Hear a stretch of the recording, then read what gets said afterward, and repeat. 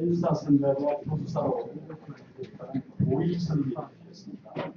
오일선님은 아마 법학을 교수하고 박사가 되면서 철학적으로 논문을 했습니다. 박사가 되면 학위되면서 인사 선배의 교수사로 재직하고 있습니다. 예, 그럼 이제 발표자를 소개드리겠습니다. 안녕히 계십시오.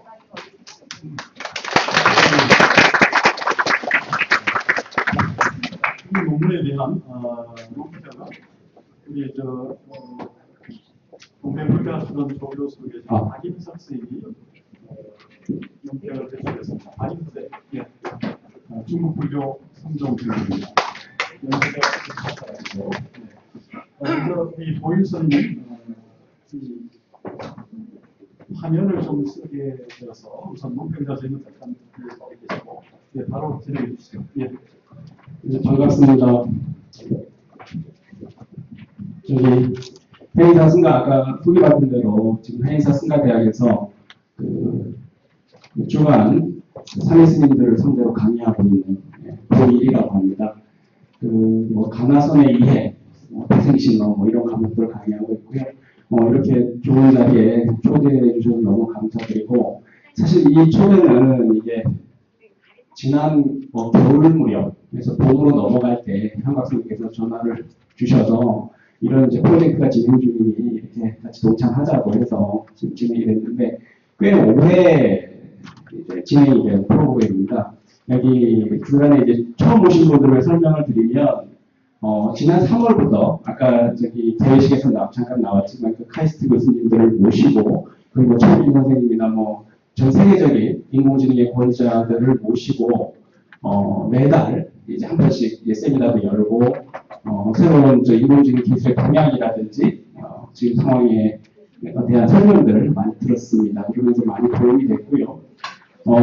제가 지금 크게 해드리는 건 인공지능 챗봇에 대한 소문과 알고리즘 데이터인데 참 제목 대기가 힘들었습니다. 결론은 무색 유치한 제목이 돼버리긴 했고, 영어 제목이 좀 오히려 좀 나은 것 같아요. 네. 제가 지금 이 논문을 쓰게 된 이유는, 동기는 제가 이제 10년 전에 3위 그때 당시에 이제 조계종 확인 논문 공모전이 있었습니다. 그때 저희 해인사 승가대학 같은 경우에는 반드시 이제 졸업 논문을 써야 졸업을 시켜주는 그런 전통이 있어서 졸업 논문 문제로 뭘 할까 하다가 인공지능도 선포를 할 수 있나? 뭐 획탈 가능할까? 뭐 이런 아주 우스꽝스럽고도 이제 소박한 질문에서 시작된 논문인데 이게 논문이 될까? 뭐 이런 생각까지 하면서 그때 리서치를 해보니까 인공지능 자체에 대한 그런 관련 논문 자체가 없었습니다. 책도 없었고, 그러면서 이제 뭐 여러 가지 본질 이용하면서 쓰다 보니까 SF 소설이 되더라고요. 그래서 우리 어른 스님들은 그 논문을 보여주니까 이거야말로 희본이다. 이게 말한 희본이다. 이렇게 해서 혹독한 비판을 받았던 경험이 있습니다. 그래도 어쨌든 좋게 봐주시는 시각도 있었고 그냥 새롭다 정도의 평가를 해주셔서 좋은 결과가 되긴 했습니다. 그럼 한번 시작해 보겠습니다. 지금쯤 되면 다 표현하실 테니까 이게 제 논문을 아이디어를 전달하는 방식이 텍스트로서 전달되는 것도 의미가 있겠지만 많이 공부하시고 읽었죠. 지금 많이 표현하셨을 테니까 일단 프리엔트식으로 대신 하는 걸로 진행하겠습니다. 기본적으로 인공지능 챗봇과 불교가 어떤 관련성이 있을까? 너무 이질적이잖아요. 근데 보면 이질적이지 않습니다. 오히려 역설적으로 너무나 닮아있죠. 너무나 닮아있고 불교에 대한 인간 이해나 또 우리 과학, 공학에서 얘기하는 인간 이해하고 어떤 데는 좀 개인적으로 소름 끼치도록 닮아있다. 라는 생각을 좀 했습니다. 그리고 이제 어쨌든 이게 4차 산업 관련 세미나이기 때문에 그 챗봇의 활용이 어떻게 되고 있고 앞으로 어떤 방식으로 진화해 나갈 것인가 한번 전망이 되고요.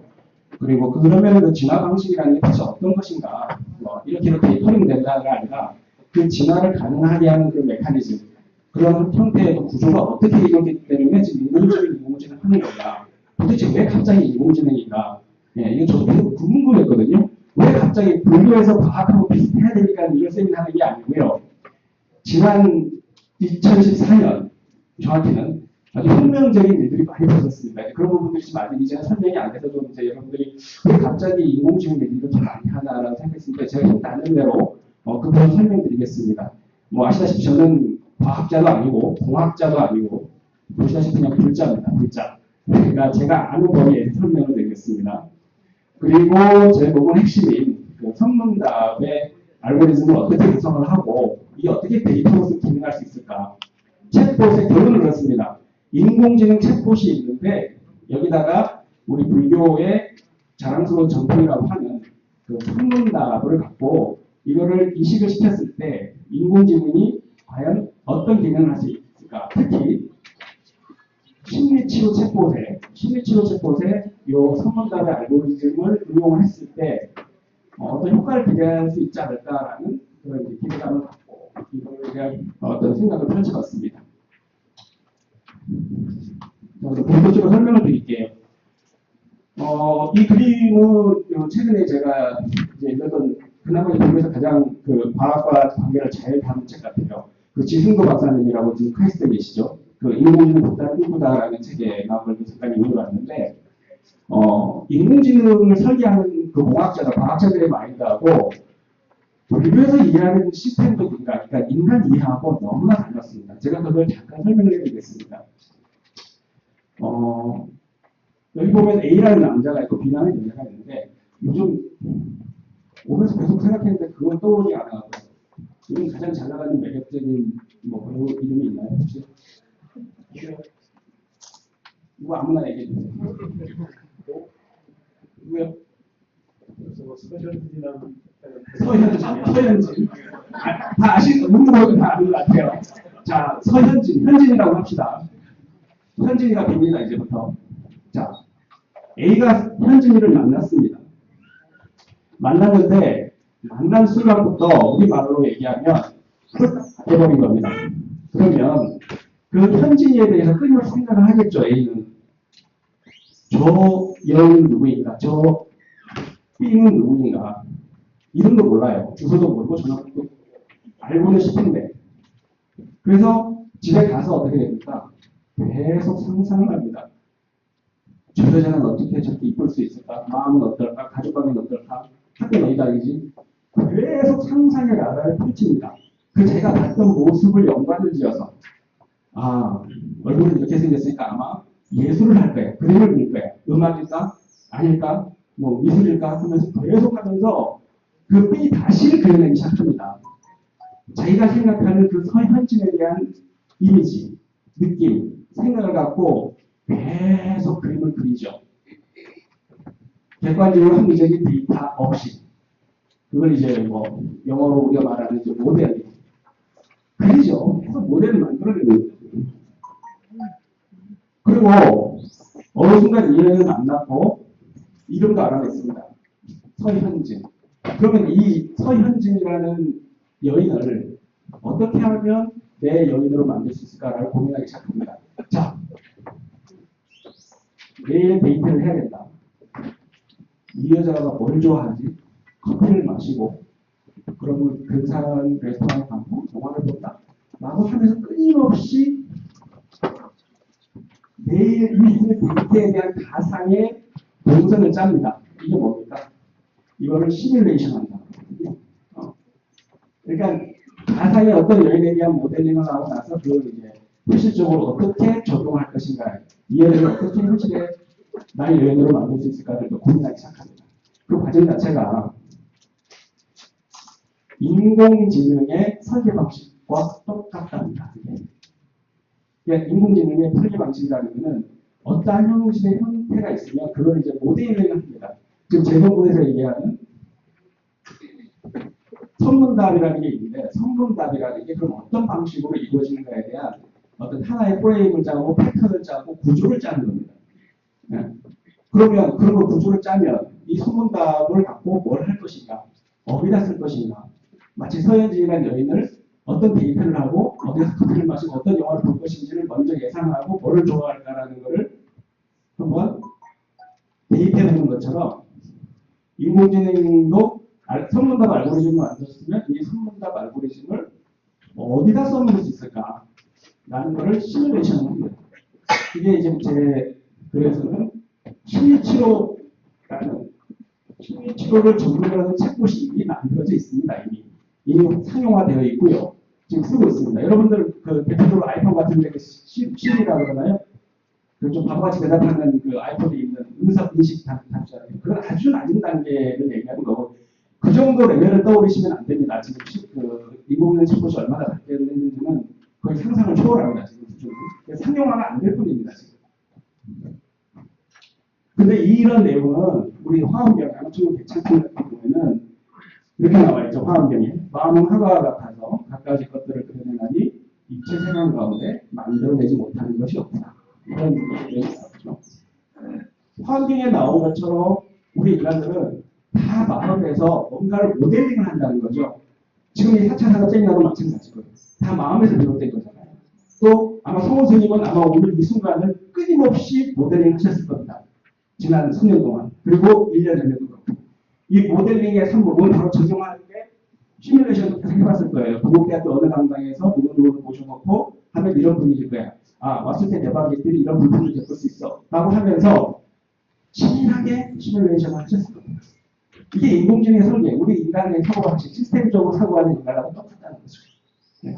거기서 이제 인공지능이라는 기술이 출발하는데 챗봇이라는 거는 말 그대로 우리가 채팅한다고 그러잖아요. 인터넷 그걸로 채팅할 때 챗과 그 로보틱스 할 때 로봇하고 결합의 합성이 된 언어입니다. 챗봇이라고 하면 말하는 이제 언어를 얘기하는 로봇을 얘기하는 건데 기본적으로 로봇틱스는 우리가 설명을 하셨고 오늘 주제는 로봇을 얘기하고자 하는 게 아니라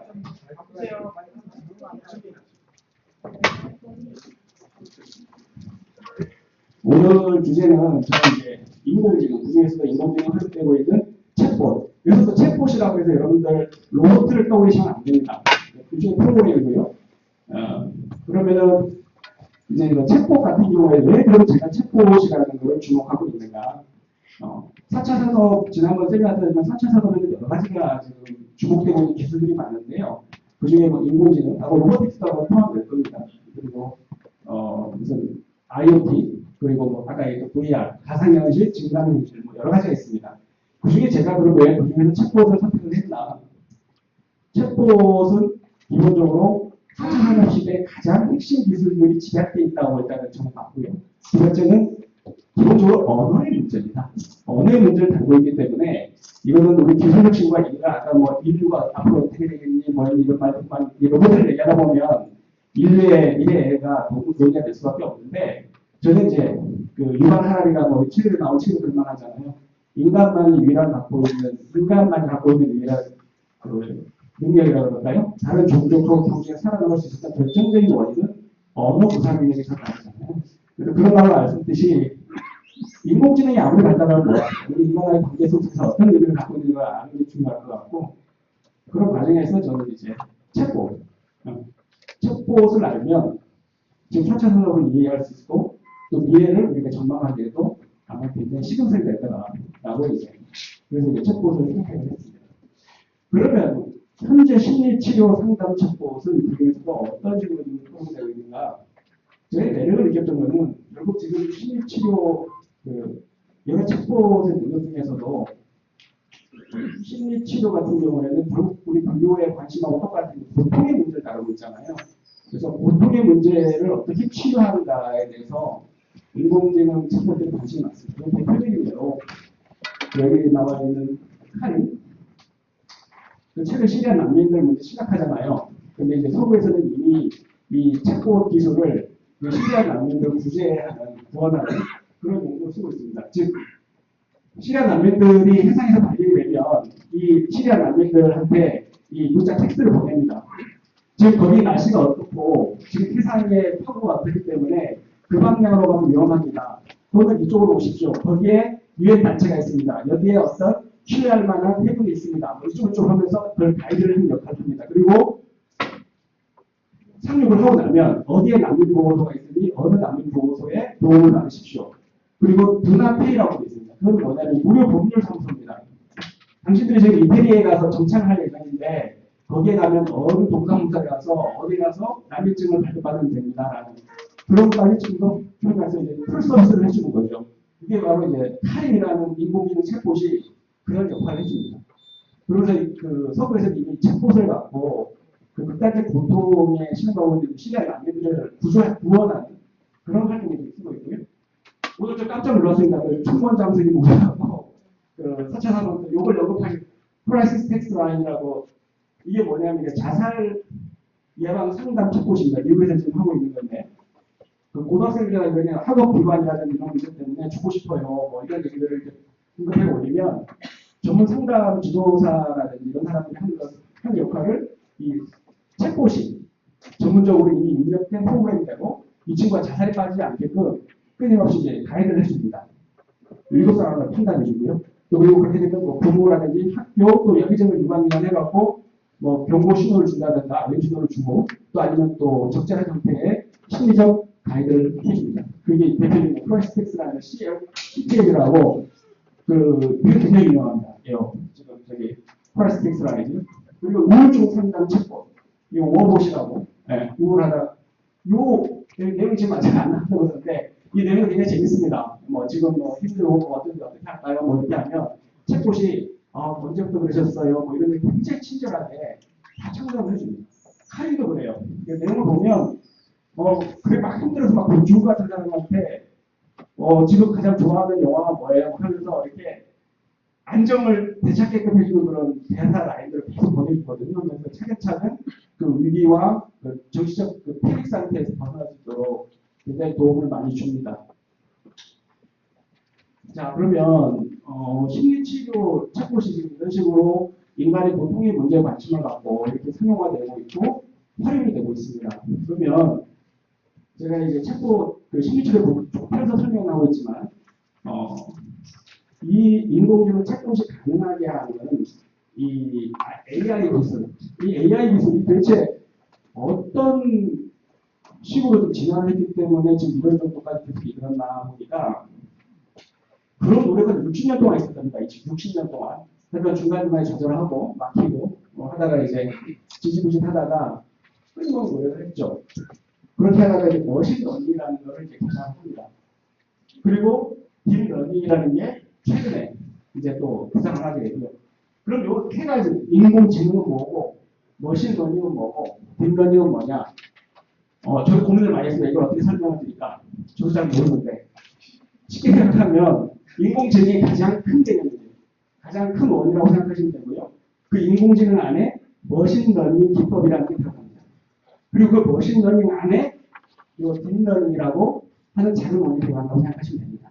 그러니까 인공지능, 머신러닝, 딥러닝 다 다른 게 아니고 머신러닝 안에 인공지능 안에 머신러닝이 있고 머신러닝 안에 딥러닝이 있는 겁니다. 자, 그럼 차근차근 말씀을 드릴게요. 챗봇이 어떻게 지금까지 수준까지 왔는가? 인공지능 딥러닝. 지금 여러분들 아마 그 챗봇 쓰시고 될 겁니다. 인공지능이라는 게 뭐냐? 말 그대로 무능하다는 거죠. 오늘 짜장면 야식으로 먹고 싶은데 어느 짜장면집 잘해? 어느 치킨집 잘해라고 우리는 뭐 그런 프로그램들 많잖아요.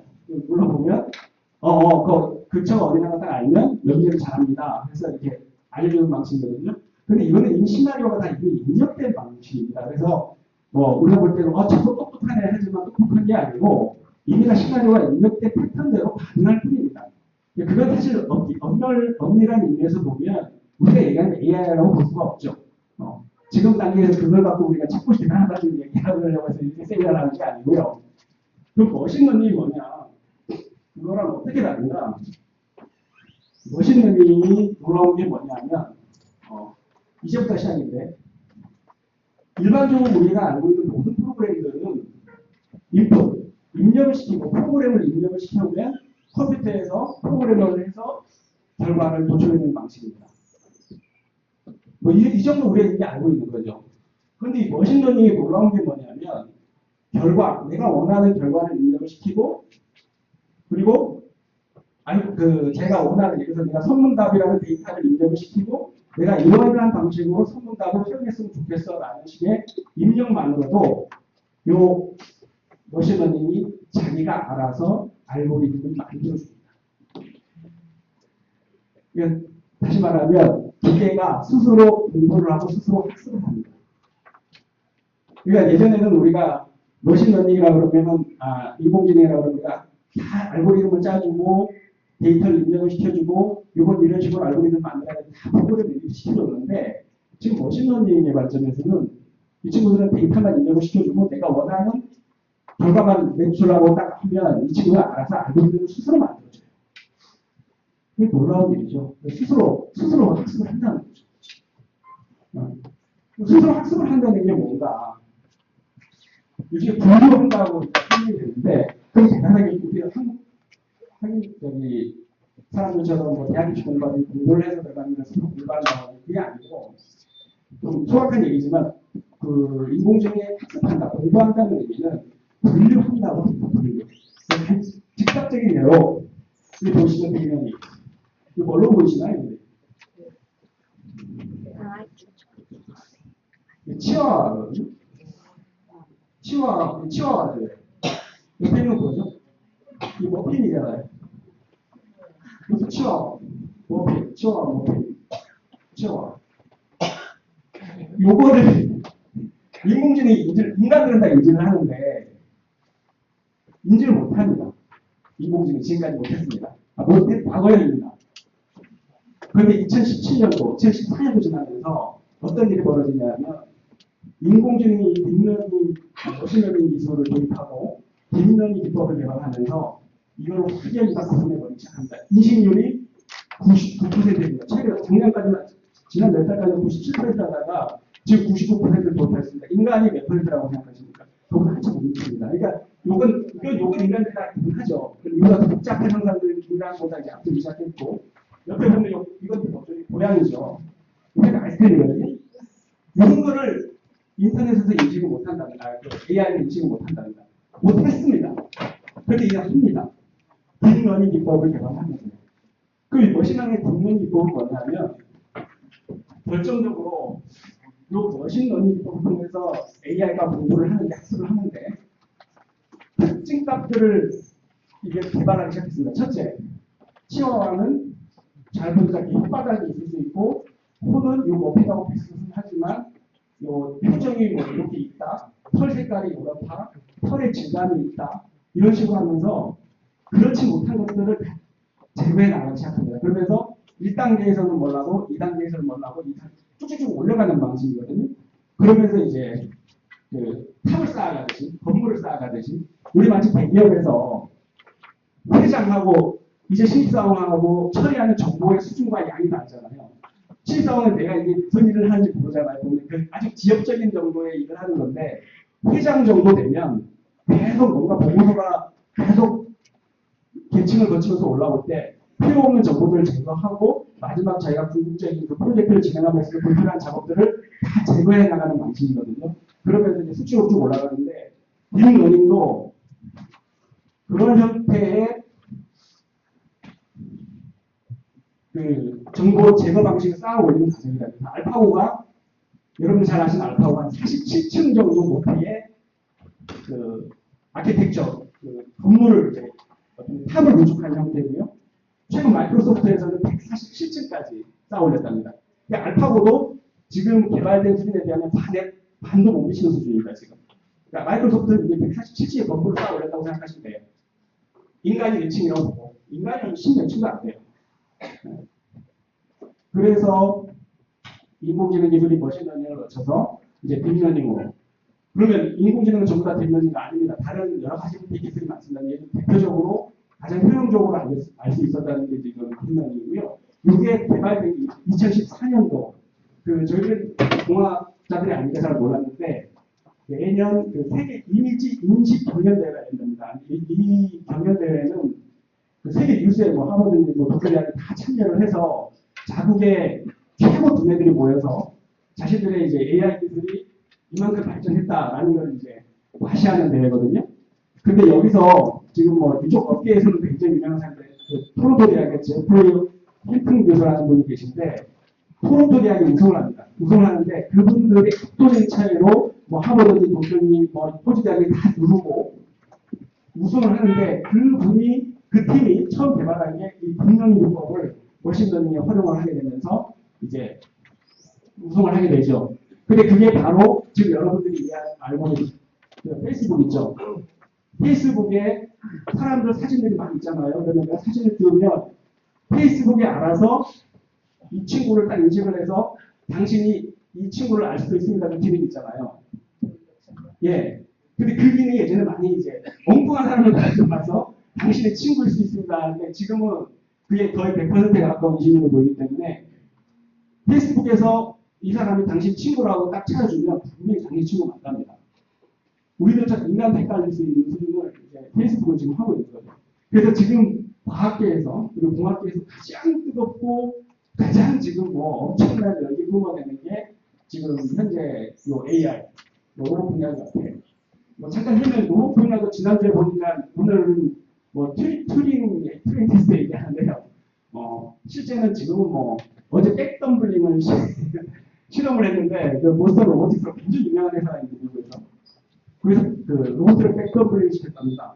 성공했습니다. 유압식 방법으로 해갖고 이제 뭐 재난 현장에 투입됐는데 문을 로봇가 못 열어서 못 들어갔다? 이게 10년 전 일입니다. 지금은 백덤블링을 해요. 그 로봇 자체가. 다 인지 다 하고. 그건 뭐 AI 직접적인 얘기는 아니니까. 어쨌든 머신러닝의 키는 스스로 학습을 하는데 기계가 스스로 프로그램 알고리즘을 만든다는 겁니다. 그리고 그거를 딥러닝을 통해서 굉장히 정교화시키고 정밀도를 높여가고 있습니다. 그 방법은 특징들만을 한 단계씩 잡아내면서 다 이제 정교해지게끔 만들어졌다는 거죠. 지금 소문답을 예를 들면 기본적으로 불교라는 키워드들이 쫙 널려 있는데 거기서 선에 관련 없는 것들을 다 제거해가는 방식입니다. 그래서 선 전쟁에 뭔가 조금이라도 키워드가 되거나 뭐 부처, 붓다, 아니면 스승, 사 뭐 이런 거 나오면 그걸 착착착착 계속해서 추출해가는 방식이거든요. 그럼 제일 마지막 우대했던 방식은 뭐냐면 선문답의 전적들만 남게 되는 겁니다. 인터넷상에 또는 그 데이터 안에. 그런 방식으로 정교하고 정밀하게 만들어가는 거죠. 그럼 앞으로 그 챗봇에 지금 인공지능이 이제 어떤 식으로 미래를 펼칠 건가? 이 미래라고 얘기하는 건 참 민망한 게 굉장히 현재입니다, 사실. 근데 지금 요즘 그 테슬라라고 아시죠? 그 무인 자율주행차라고 그러죠. 그게 뭐 여러 가지 지금 우여곡절 겹쳤지만 지금 깜짝 놀랄 정도로 잘 운영이 되고 있는데 이 자동차가 사고를 내면 어떻게 하느냐는 거죠. 이거에 대한 어떤 형태의 이론을 제공을 해야 되는데 여기서 나온 게 페이저 네트워크입니다. 여러분들 그 자료집 이거 전화 보니까 제가 힘들어서 자료집 그 딥러닝 나오고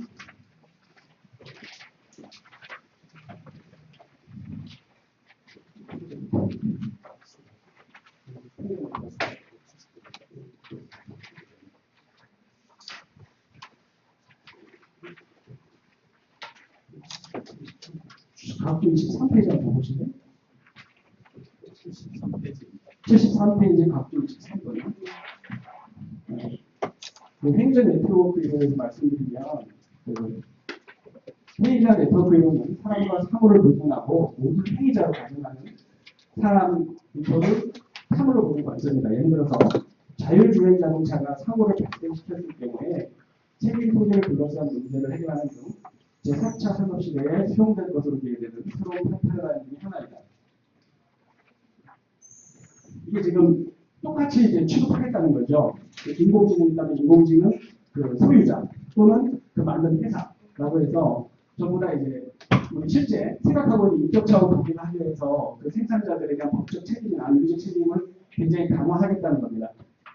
그리고 이런 내용들이 사실을 보면 우리 예전에 아까 지난 시간에 계속 나왔지만 뭐 무정불성론 얘기했잖아요. 제가 예전 오래전에 그걸 다루긴 했는데 실제로 중국에서 선의 관점에서는 그 담양 스님의 그 부정불성론이라는 게 굉장히 이제 조심해서 다뤄졌죠. 그래갖고 실제로 선의 안목, 선의 어떤 연기적 관점에서 본다면 실제로 그런 초보 와석에서도 우리가 불성을 인정할 수 있듯이 그런 과정, 그런 이론들이 진화가 되면 행위적 네트워크 이론이 된다고 생각하거든요. 그래서 이런 부분들이 되고 그러면 향후에는 어떻게 될까냐?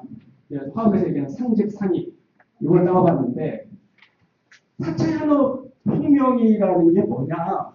라는 질문 받습니다. 많이 받고요. 근데 다 이해가 됩니다. 그런 시대가 온대요. 근데 제가 이거를 1년 가까이 준비를 하면서 가장 설득력 있었던 그거를 이제 설명을 해드리면 실제로 보면 우리 어렸을 때는 사이버 세상이라고 하지 않습니까? 인터넷 세상을. 요즘에 사이버 세상이라고 표현 쓴답니다. 사이버 쓰면 그쪽 업계 사람들이 이미 이제 폐기된 개념이라고 하더라고요. 왜냐하면 이미 상직 상입이 돼버렸기 때문에. 그러니까 예전 같으면 내가 인터넷에서 주문을 했는데 물건이 이 현실 세계에서 우리 집으로 이게 지금은 간단하지만 옛날에 되게 신기했거든요.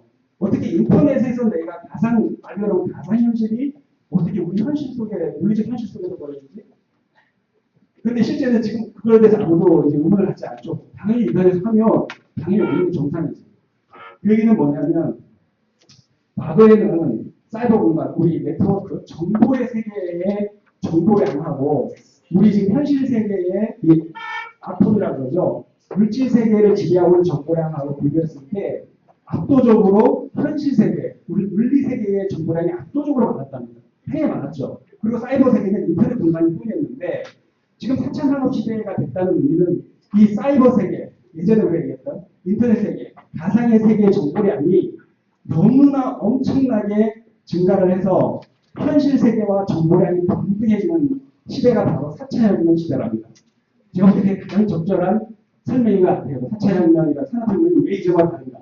그러면 그 정보량이 그 비트라는 거죠. 우리가 정보량의 단위를 비트라고 표현하는데 영어로 그 비트의 세계하고 아톰의 세계가 동등해진다는 건데 단지 동등만 해지면 끝나는 게 아니고 4차 산업혁명 시대는 상직 상임이라고 해서 서로 안팎의 구분 없이 서로 나는 아톰의 세계야, 나는 비트의 세계야 라는 그런 구분과 경계가 없어진다는 거죠. 그게 4차 산업혁명 시대라는 거죠. 그리고 우리가 지금 이제 보이는 게 다가 아니라는 거잖아요. 우리가 지금 물질 세계가 다가 아니라는 거죠.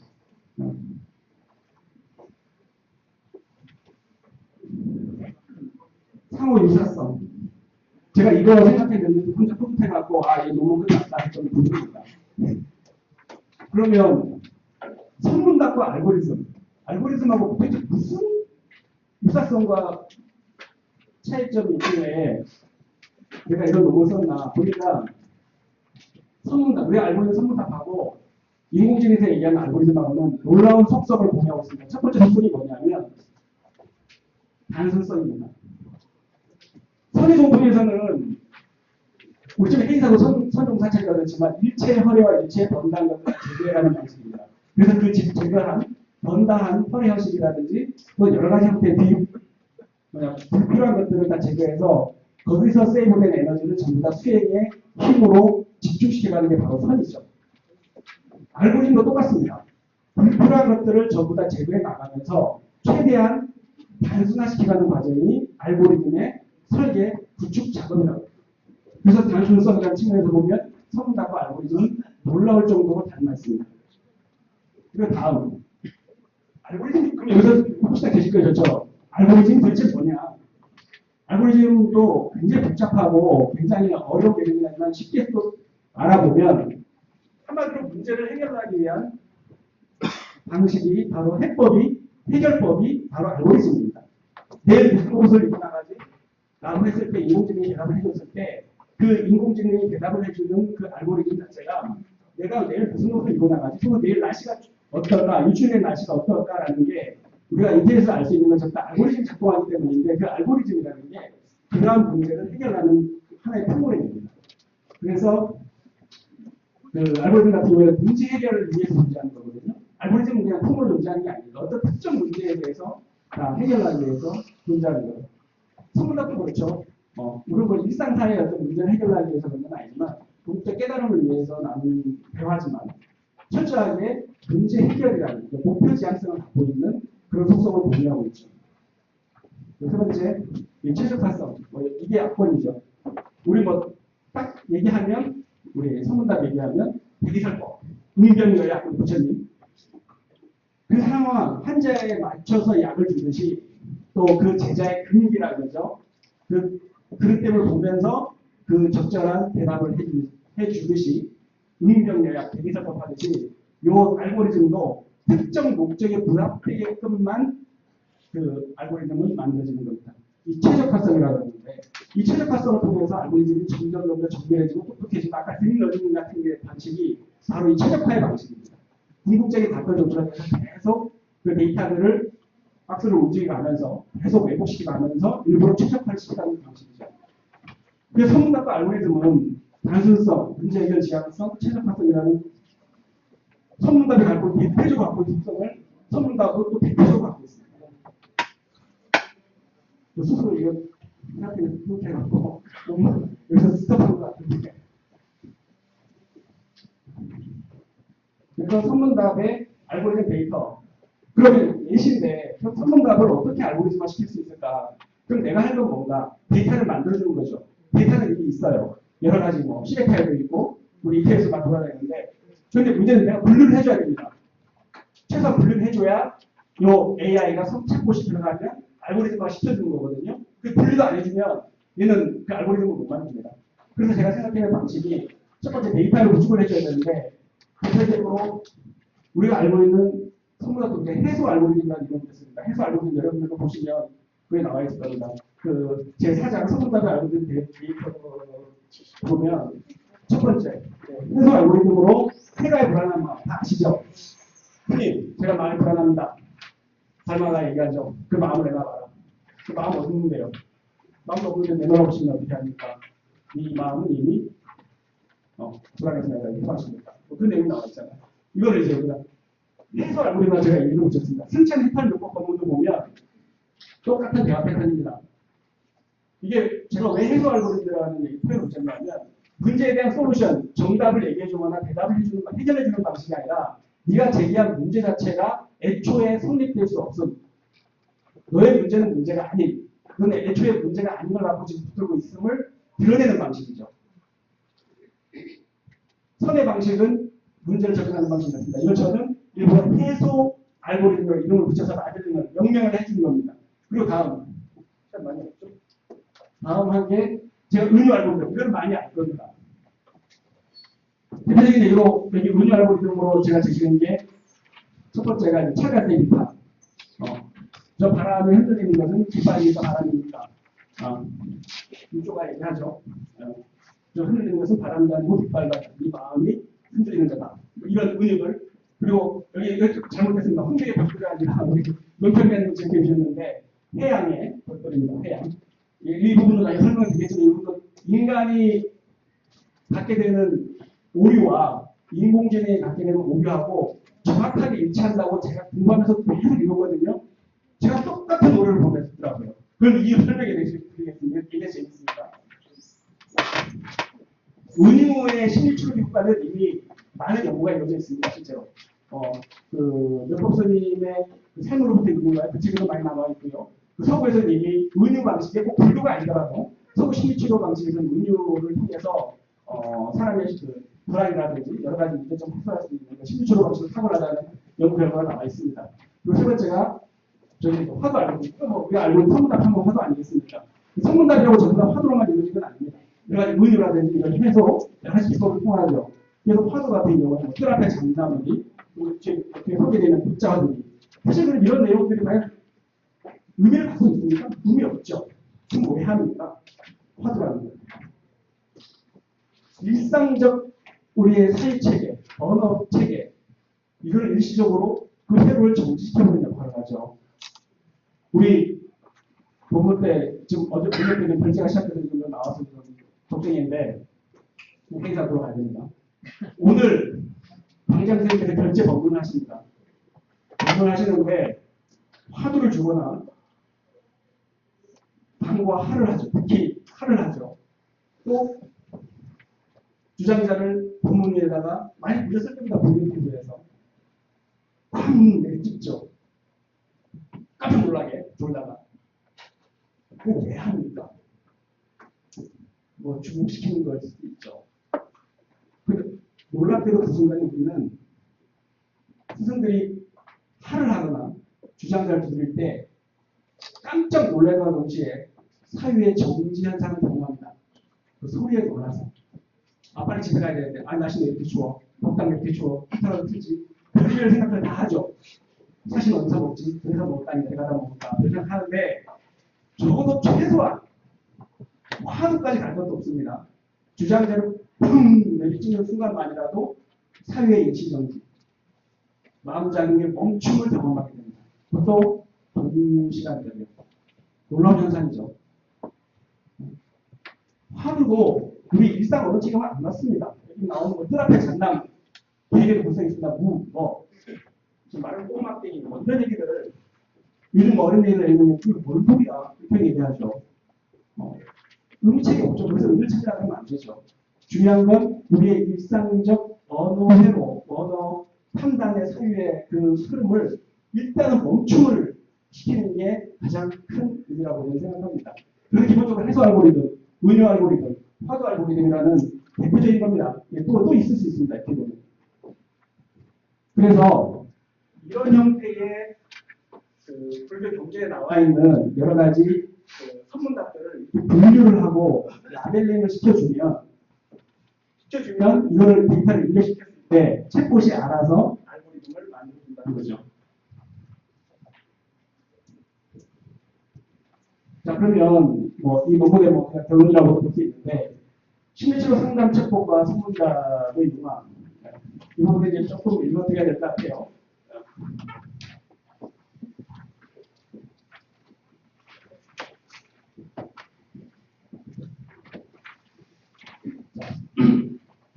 이를 분류 알고리즘과 대기설법. 대기설법 또는 응변 예약으로 대변되는 분류의 스승과 사제간의 제작 방식은 부처교육의 전통이다. 선문답의 구조 성격에 대해서는 관점에 따라 다양한 접근과 분석이 가능하지만 정보에서는 선문답의 다양한 전개 방식과 특정 범주를 분류할 수 있고 각각의 범주는 유사한 대화 패턴이 존재하고 있습니다. 그리고 그 일관된 패턴들이 인공지능 챗봇 개발의 데이터로서 적용 가능하다는 것에 초점을 맞췄다. 이를 위해 우선 대표적인 선문답에 사용되는 기법들을 각각의 알고리즘 유형으로 분류 시도하고 그것이 가능한 기법에 대해서 살펴보고자 합니다. 아까 부분은 내가 이제 쭉 설명을 드렸죠. 화두, 해소, 운용 이런 식으로 저희들이 이제 분류가 가능하고 그거를 이제 운용시키면 챗봇이 알고리즘화를 시켜줍니다. 그런 얘기. 근데 그러면 인공지능 챗봇을 통해서 우리가 심리 치료를 했을 때 그 장점은 뭐고 한계가 뭐가 있을까 이제 나올 수 있는데 그거 보시면 기본적으로 선문답에 내포되어 있는 유기법은 궁극적인 낙차가 심리 치료에 있는 것이 아니라 깨달음에 있지만 이상 살펴본 것처럼 서의 변화와 인식의 확장을 통해 새로운 관점을 부여할 수 있다는 것만으로도 그 흐름의 여지는 크다고 생각한다. 그러나 운을 통한 심리 효과가 입증되었다 하더라도 인공지능 챗봇이 인간의 운율을 이해할 수 있는가 아니면 제대로 모방할 수 있는가 또 다른 문제입니다. 현재 단계에서는 마치 인간이 직접 상담을 하는 착각이 존재하는 정도입니다. 즉 대화 시에 운유 기법을 실제로 이해하고 구사하는 것은 아니라는 점이 현재 한계라고 할 수 있다. 그럼에도 불구하고 심리치료 챗봇의 장점으로는 첫째, 상담자가 가질 수 있는 오류나 내담자에 대한 소리적인 위험성에서 잘 볼 수 있다는 점을 볼 수 있다. 이건 마치 무료 로봇을 통한 뇌과수술이 그 주관적 오류를 최소화할 수 있는 것과 같은 맥락이다. 아까 우리 고양이하고 머피 보이셨죠? 저 부분에서 뭐 할 건데 라고 생각하는 분들이 계신데 실제로 이 기술이 왜 중요하냐면 혈관의 암세포 요즘 메디컬 로봇들이 할 때 의사와 달리 그걸 볼 방법이 없지 않습니까? 너무나 미세해서. 근데 인공지능 AI 인식을 가지면 우리 인체에 있는 것들 스캔을 해내갖고 심지어는 그 혈관에 있는 종양세포들까지도 전부 다 오진 없이, 오류 없이 인간보다 몇 배 뛰어난 인식을 하고 있기 때문에 이게 암세포다 아니다, 종양이다 아니다라는 걸 정확히 진단해낸답니다. 그래서 이 인식이 보시다시피 머피나고 고양이 구분하려고 하는 게 아니라 그렇게 지금 활용될 수 있다는 거죠. 그리고 한계로 치면 여러분 예상할 수 있는 부분입니다. 실제로 보면 그 31치료라는 게 연대면 얼굴 대 얼굴을 보면서 상담을 해야지 의미가 있는 거지. 사실 이런 형태의 치료가 이루어졌을 때 과연 어떤 정서적 유대감 속에서 그 내면에 있는 문제라든지 그런 것들을 고통들을 솔직하게 다 토로하겠는가. 이 부분은 또 다른 숙제라고 볼 수 있죠. 예. 그리고 맺는 말 시간이 그러면 17페이지. 네.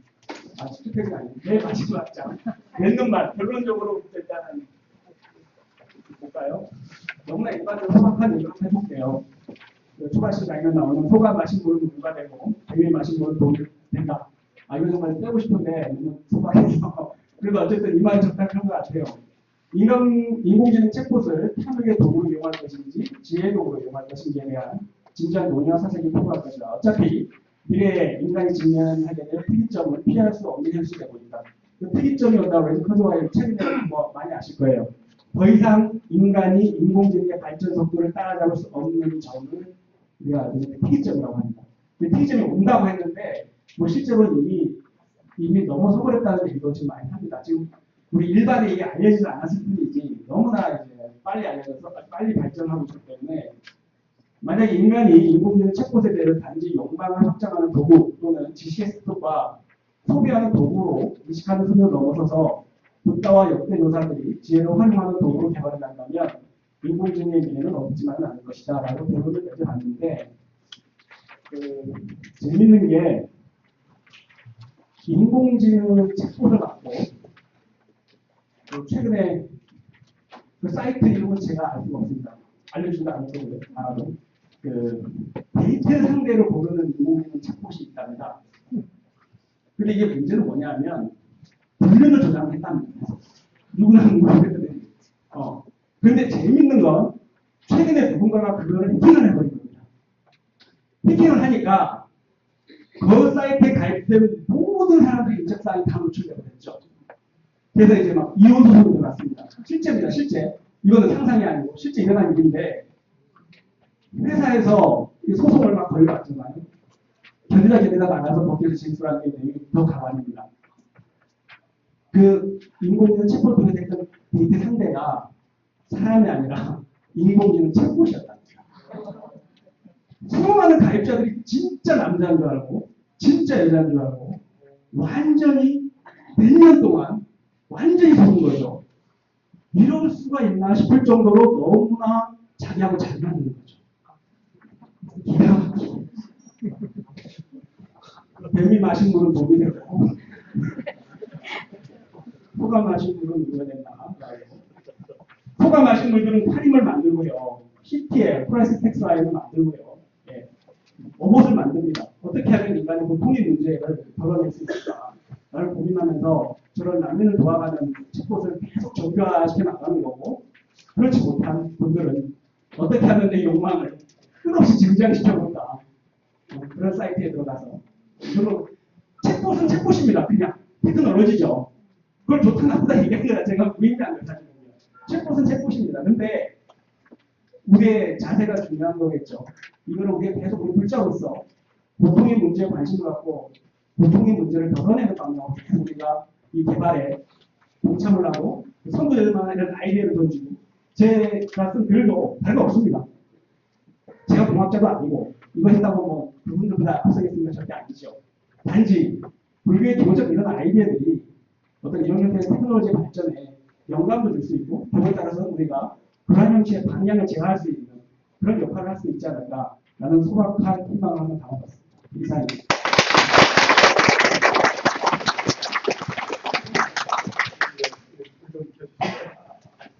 예, 그 공부에서 늘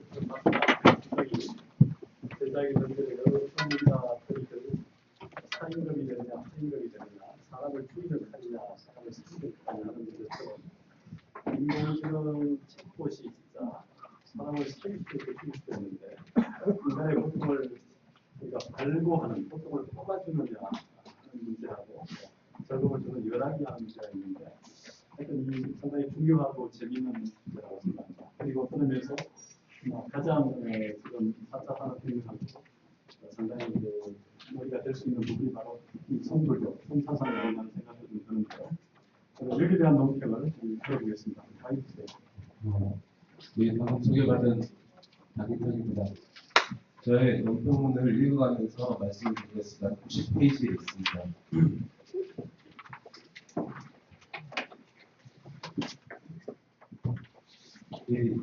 보일실 논문은 4차 산업혁명으로 불리는 이 시대의 급격한 흐름 가운데서 심리치료 상담 로봇이 챗봇의 불교의 선문담을 적용시키는 문제를 다루고 있습니다. 스님의 지적처럼 현재 이 문제에 대해서는 선행 연구가 전혀 없는 상황이므로 이 논문은 마치 멀리서 보이는 하나의 등불처럼 4차 산업혁명과 불교의 관계를 풀어갈 수 있는 단서를 제공해주고 있습니다. 4차 산업혁명에 대해 문화에 가까운 저로서는 이 논문의 주장 관련된 몇 가지 질문을 드리는 것으로 논문을 진행하고자 합니다. 스님께서 이 논문을 쓰신 주된 이유는 인공지능 챗봇을 활용한 심리치료 상담, 로봇의 실용적 한계를 극복하기 위해서이고, 이를 극복하는 데 선문답이 하나의 훌륭한 대안이 될 수 있다는 점을 부각 실현되어 있다고 생각합니다. 여기서 질문드리고자 하는 점 두 가지입니다. 첫째, 스님께서 말씀하신 심리치료 상담 로봇의 실용적 한계가 무엇인가를 좀 구체적으로 설명해 주시면 좋겠습니다. 둘째, 심리치료에 있어 선문답이 얼마만큼 부용성이 있는가를 질문드리고자 합니다. 기존의 연구에 따르면 선문답이란 선을 사이에 두고 선적으로 서로 대화하며 다른 표현이다. 이 서로 대화함이 상담과 통한다. 상담의 결정은 되풀이가 서로 대담함이 아니던가. 그러나 이것은 상담 심리학에 조처하고 있는 대화로서의 그것과 전혀 다른 방식을 가진다. 상담이 실생활에서 당면하는 대담자의 고민이나 문제를 주제로 하여 상담자가 그것을 풀어가는 과정이라면 선문답은 그런 것을 취급하지 않는다. 그것은 인간의 실존 문제와 그에 따른 세계관의 혁판을 다룬다. 그래서 선문답은 형식적으로는 파격적이지만 내용적으로 대단히 무거운 철학적 내용을 담지하고 있다라고 해서 선문답과 심리치료 사이에 있는 통하는 점뿐 아니라 근본적인 차이점 역시 얘기하고 있습니다. 그러므로 선문답을 알고리즘화해서 심리치료로 상담 챗봇에 적용시켜주려 한다면 이에 앞서서 선문답을 심리치료에 적용하는 구체적 사례들이 추적되어야 하고 또한 이에 대한 효용성의 검증 역시 필요할 것으로 생각됩니다. 이는 이 논문에 실시되지 않는 4장 선문답의 알고리즘 데이터에서 분석되는 해소 알고리즘, 원유 알고리즘, 화두 알고리즘이 과연 대중의 심리치료에 얼마만큼 적합한지를 판단하기 위해서 먼저 논의되어야 할 사항으로 보입니다. 스님에 따르면 선문답과 인공지능의 알고리즘은 이질적인 가치가 매우 유사합니다. 필자는 그 유사성을 세 가지로 정리하고 있습니다. 다만 선문답의 알고리즘을 스님의 방식처럼 유형별로 분류한 뒤 데이터로 측정하는 데에는 상당한 인적, 물적 재원이 소요될 것으로 보입니다. 이와 관련해서 현재 진행되고 있는 작업이 있거나 혹은 향후에 계획이 있다는 말씀을 부탁드리겠습니다. 네 번째, 스님의 지적처럼 불교 가운데 아비달마와 유식의 전통에서는 인간의 의식의 경과 마음의 구조에 대해 오랜 기간 정교한 이론을 구축해 왔습니다. 특히 마음에 있어서는 신소를 46가지 혹은 51가지로 세분하여 각각의 특징을 상세히 설명하고 있습니다. 인공지능에 있어 감정 혹은 정서의 문제를 적용하는 데 있어 이와 같은 이론들 역시 적용될 수 있을 것으로 보입니다. 다만 이 논문을 보면 인공지능은 감정을 수치화해서 알고리즘 방식으로 정리하는 것으로 기술되어 있는데 인공지능에 있어서 인간의 감정이 어떤 방식으로 표현될 수 있는지 설명을 부탁드리겠습니다. 다섯 번째, 인공지능의 명암에 대해 질문드립니다. 스님에 따르면 인공지능의 개발과 관련해서는 인공지능 기술을 탑재한 챗봇 기술 개발에 전 세계 대기업들이 모두 사활을 걸고 경쟁을 벌이고 있다. 이 경쟁이 치열할 수밖에 없는 이유는 과정 인터넷 발전 역사가 그랬듯이 승자 독식이 예견되기 때문이다. 방대한 대화 패턴 데이터와 양질의 알고리즘 기술을 축적한 기업이 승자될 것이다라는 매우 현실적이면서도 어두운 전망이 가능합니다. 그러므로 이런 전망이 자비 혹은 공감에 근거하여 사람들의 고통을 치유하고자 하는 불교적 관점과 어떻게 비교될 수 있는가를 질문드리고자 합니다. 6번을 생각하겠습니다. 논평을 마치겠습니다. 감사합니다. 굉장히 많고 중요한 질문들입니다. 이미 설명됐거나 또 따로 어떤 대답을 할 수 있는 부분들은 먼저 떠오르는 대로 일단은 설명을 드리면요. 이 논문에 나와 있지만 성용모의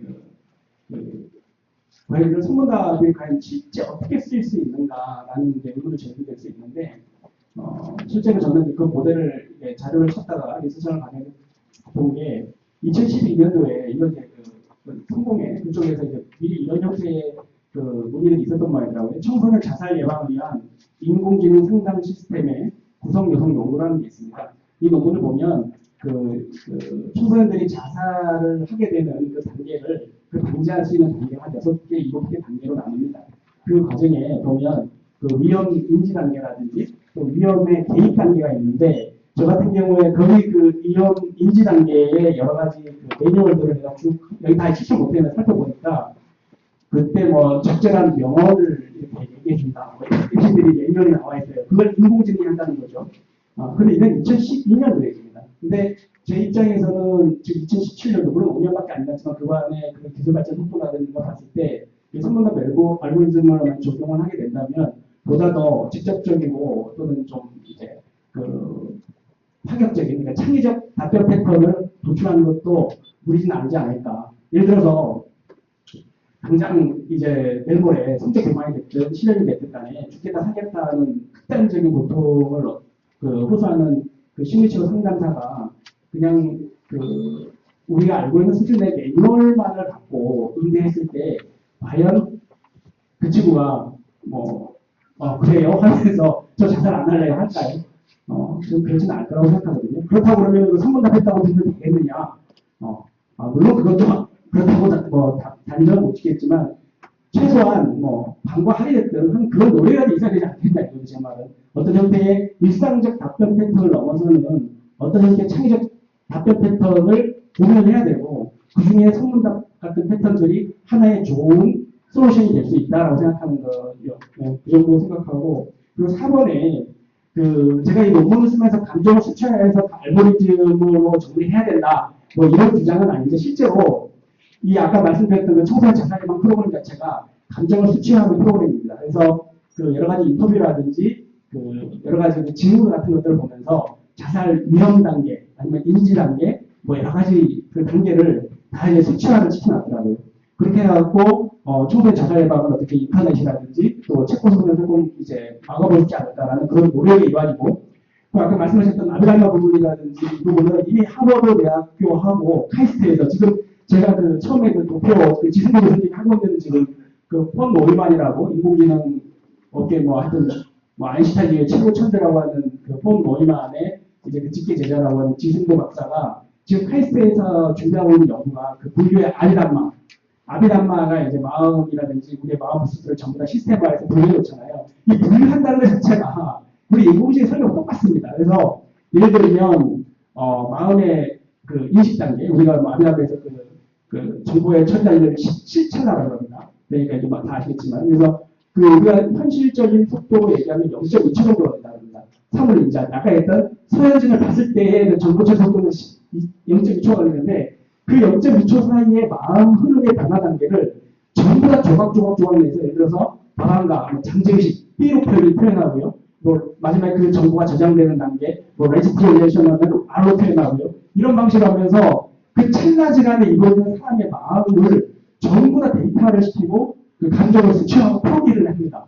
그 감정을 통해서 궁극적으로 요구하는 바는 뭐냐면 인공 마음을 이제 만들어낸답니다. 그런데 꼭 제가 또 하나 깜빡했는데 말씀드리고 싶은 부분이, 인공지능이 우리가 지금 앞서간다고 하면 제가 공부하면서 느낀 거는 이미 인공지능의 시대로 넘어갔고요. 인공 마음의 시대로 지금 들어갔습니다. 그러니까 지금 연구는 우리가 인공지능하면 굉장히 인텔리전스하게 뭔가를 계산하고 합리적으로 추론하는 인공지능의 시대가 올까, 이 문제를 이미 넘어섰고요. 인공 마음, 그러니까 인간의 이성적 사고와 감성적인 부분을 어떻게 융합시키고 통합할 거라는 그 고민까지 들어갔다는 거예요. 그러니까 단지 인공지능, 그러니까 합리적 연산 추론 능력을 극대화시키고 증장시키는 데 관심이 있는 걸 넘어서서 이미 통합적으로 감성적인 부분까지도 이성적인 부분하고 통합을 시켜서 인공 마음의 단계를 이미 접어들겠습니다. 과학과 지금 공학의 단계는. 그러니까 지금 어쩌면 이 제목도 앞으로 5년, 10년쯤 되면 굉장히 진보일 수도 있는 제목입니다. 인공지능이라는 제목, 우리가 지금 가고 있는 제목들이 인공 마음의 단계입니다. 그리고 지금 아까도 얘기한 실내로 카이스트라든지 하버드에서 인지과학, 뇌과학, 신경과학 이 과학자들 전부 다 지금 영향을 보고 있는 부분은 바로 그 부분입니다. 인공 마음을 만들어낸다는 거죠. 그렇게 해갖고 근데 그 훈련이라는 게 인간의 마음을 갖고 이렇게 수출도 시켜보고, 개량화도 시켜보고, 뭐, 푸기도 해보고, 뭐 그런 노력들을 막 지금 하고 있죠. 지금 벌어지는 현재 일입니다. 그리고, 이 직접적인 대답은 될지 모르겠지만, 아까, 생각나는 게, 지금 작년인가요? 여러분들, 젊은 분들은 아시겠지만, 미국에 영어 공부한다고 많이 보는 프렌즈라고 시트콤 있죠, 시트콤. 영화, 시트콤, 텔레비전 시트콤. 그 대본이 10년 동안 나왔는데 그 10년 동안의 대본을 갖고 머신러닝에 집어넣었답니다. 그 방법은 뭐냐면 인공지능 네가 한번 프렌즈 대본을 써봐. 이거였습니다. 놀랍게도 프렌즈 12를 써낼 정도로 써냈답니다. 그 캐릭터에 맞게. 그 등장 인물들의 성격이 10년 동안 쌓였으니까 데이터가 많을 거 아닙니까? 그래서 이 친구는 이렇게 성격이 이러니까 이런 말을 할 거야. 근데 프렌즈 보시면 아시겠지만 그 플롯이라든지 전개 방식이 굉장히 똑같은 패턴을 하고 있거든요. 지금 승창과 도심, 회가와 이 사람들이 얘기했던 그 대화 패턴, 대화의 해소 패턴하고 놀라울 정도로 유사합니다. 지금도 여러분 서로 많이 보시면 알겠지만 이 6조라든지 그 이전까지 선물같은 내용들을 보면 잘 보면 이게 꼭 한 사람이 쓴 게 아니고 한 사람이 정리해드린 나중인데 놀라울 정도로 유사한 대화 패턴을 봅니다. 마치 이렇게 얘기하면 또 욕하실 분들이 좀 오겠지만 뭐 드라마 대본이나 시트콤 대본처럼 이게 딱딱딱 어떤 유사 패턴들을 발견할 수 있을 겁니다. 그런데 인공지능은 아마 더 예리하게 발견을 낼 겁니다. 그래서 심지어는 선문답도 써낼 수 있죠. 그러면 선문답을 써내면 뿌듯한가? 그걸 얘기하는 게 아니고요. 선문답의 대화 방식, 해소라는 대화 방식, 대화를 할 때 선문답에서 주로 사용하고 있는 해소 방식, 운용 방식, 이 방식을 통해서 새로운 알고리즘을 챗봇이 개발하면 심리치료에 더욱더 효과적일 수 있다는 거죠. 우리가 인공지능과 인공로봇 자꾸 얘기할 때 얼마나 인간 같을 수 있을까라는 고민을 하는데 그거는 우리의 생각과 달리 로봇이고 인간 같을 이유가 없습니다. 각자의 특색에 맞게끔 하는 거죠. 예를 들어서 청소 잠깐 얘기했는데 청소 로봇이 지금처럼 생긴 딱정벌레처럼 생긴 게 청소에 훨씬 유리하니까 그렇게 만드는 거거든요. 근데 청소 로봇 보고 얘는 사람처럼 청소하네 얘기하면 안 되는 거죠. 왜냐하면 그 딱정 로봇 상태 가장 청소에 유리하니까 우리처럼 생기면 굉장히 걸리적거리겠죠. 방 안에서. 그래서 이 인공지능 챗봇도 마찬가지입니다. 우리가 선문답을 알고리즘 만들어. 야 그러면 어떻게 인공지능이 우리 선사들의 역할을 할 수 있겠어? 그걸 얘기하고자 하는 게 아닙니다. 선문답이 갖고 있는 핵심적, 내면적 아이디어의 동기, 이런 부분들을 차용할 수 있다는 거죠. 그러면서 우리의 심리치료라든지 고통을 보고 있는 여러 가지 핵심적 테크놀로지에 차용을 했을 때 훨씬 더 우리가 과학에 도움을 줄 수 있고, 심지어는 과학이, 우리가 많이 우리하고 아까 말씀하셨던 생리학 독식 부분이나 이런 부분들을 불교적 가치들, 자비라든지 이런 부분들을 통해서 불교적 가치들이 이 테크놀로지 4차 혁명 시대의 이런 방향성을 제어할 수 있는 역할을 적극적으로 할 수 있지 않을까라는 거죠. 책부터 마찬가지입니다. 그래서 선문답을 그대로 인식시키면 갑자기 뭐 선문답을 막 하고 그런 얘기를 하고 싶은 게 아니고요. 예. 선문답이 갖고 있는 내재하고 있는 대화 패턴들을 유심히 볼 필요가 있다는 거죠.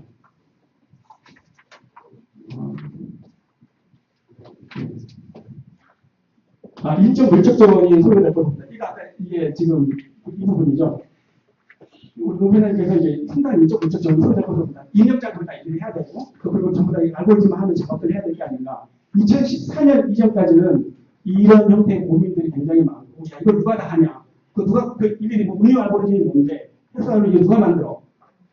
2014년도 이후에 이런 형태의 스스로 비주도형 자가학습이라고 하는데 스스로 학습을 하면서 머신러닝은 이걸 만들어줍니다. 말도 안 되게.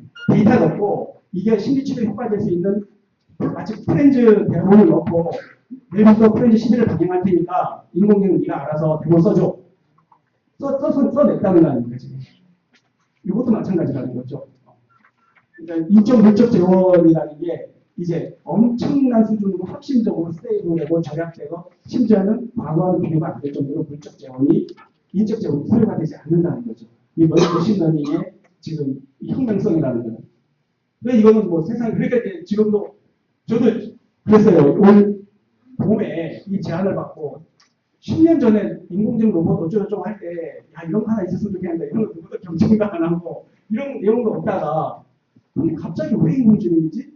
저는 왜 이걸 갑자기 하던데, 그게 이게 한국불교학회에 뭐 그런 관심만은 아니더라고요. 오면서 보니까 뭐 올 한 해 내내 뭐 종교학회에서도 이런 걸 하고, 심지어 오늘도 오다 보니까 뭐 뉴스에 꼭 빠지지 않는 꼭지는 사찰 학생들이에요. 또 박근혜가 관련되고.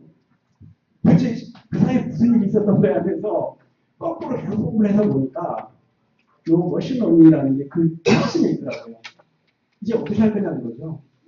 이게 옛날처럼 우리가 다 데이터 인식시키고 막 학습시키고 그게 인공지능인 줄 알았는데 얘가 스스로 해버리네요.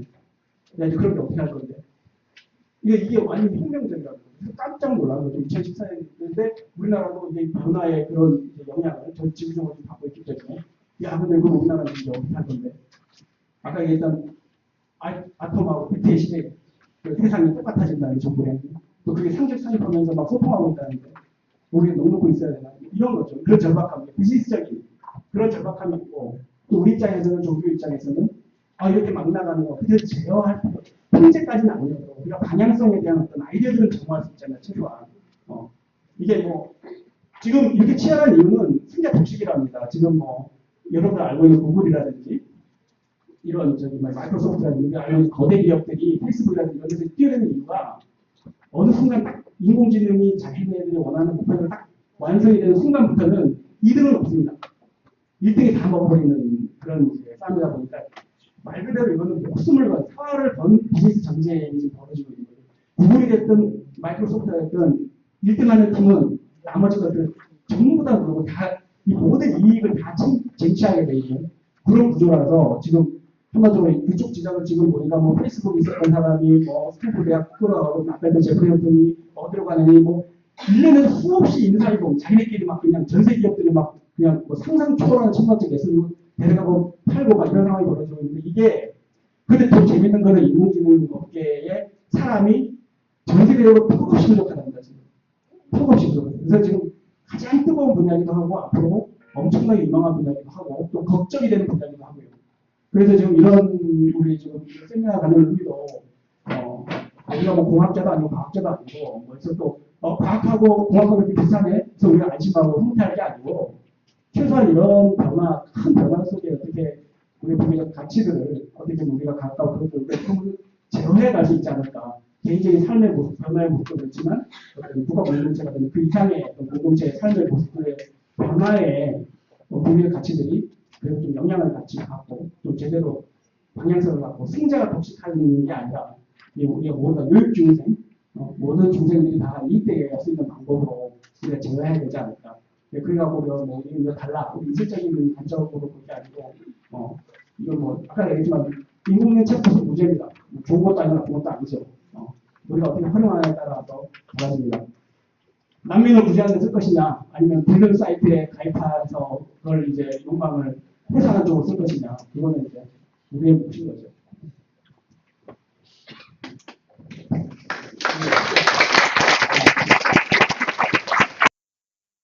일반적인 여러 대안이나 방안까지 다 제시를 하고 있는데 그 유교 글자가 이제 일심이라고 하는 원래 마음을 어떻게 견고하게 살아가면서 선 사람으로 살아가느냐는 그런 기회를 말씀하셨는데 우선 용병 메시지에 대한 질문 답변도 되어 있으니까 그거에 한 2분 정도만 질문을 받아보겠습니다.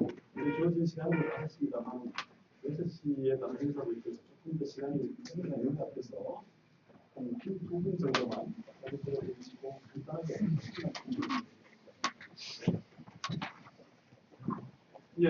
알려주세요.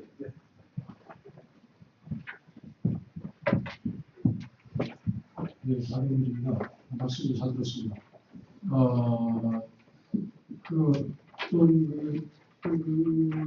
이제 대충의 어떤 그런 계획을 제가 이제 들어봤는데요. 특히나 이른바 이용 데이터로서 설정하신 어떤 그 선문답 사례들 뭐 이런 것들이 사실은 그것이 이제 결과물로서 주어질 때 어떤 그 질을 담보했을 만큼 길을 담보할 수 있을 만큼 불전에 그렇게 통과하지는 않지 않습니까? 최소한 뭐 공안집이라든가 뭐까지 이렇게 더해봐도 겹치는 게 대부분이고 그렇게 볼 때는 이제 이른바 정보 이론에서 양이 질을 결정하잖아요. 많은 양이 많을수록 양질 어떤 결과물이 나오는 거거든요. 이제 우리가 포스트 모더니즘 뭐 이런 걸 얘기할 때 대두된 어떤 개념 중에 하나가 이른바 이제 디캐노라이제이션이에요. 그러니까 스님들은 뭔가 경전에 자꾸 의존하고 경전에서 뭔가 근거를 끄집어내려고 하는 어떤 이른바 애비를 대신하지 않겠다는 어떤 그런 이제 어떤 그런 게 있는 거예요. 가상하다고 볼 수 있지만 어떻게 보면 그것도 하나의 집착이라고 저는 보는데 이른바 디캐노라이제이션 뭐 철학이라든가 종교도 마찬가지거든요. 정전을 부정한 겁니다.